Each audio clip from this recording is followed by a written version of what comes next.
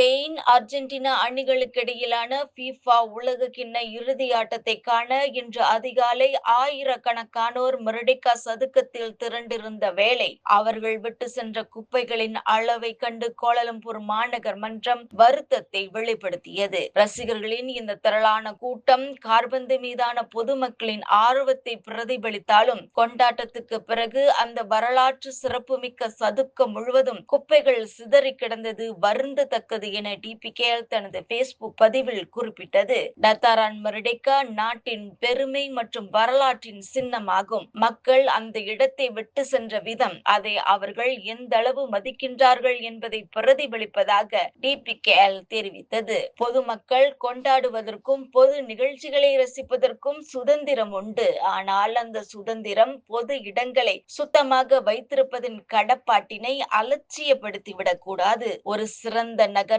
அது ஈர்க்கும் கூட்டத்தால் மட்டும் மதிப்பிடப்படுவதில்லை. மாறாக கூட்டம் கலைந்த பின்னர் அது இருக்கும் நிலையை வைத்தே மதிப்பிடப்படுகிறது. எனவே கோலாலம்பூர் நமது இல்லம், நமது சொந்த வீட்டை பேணுவது போல அவ்விடத்தையும் நாம் கவனித்துக் கொள்வோம் என்று டிபிகேஎல் அதன் பேஸ்புக் பதிவில் குறிப்பிட்டுள்ளது.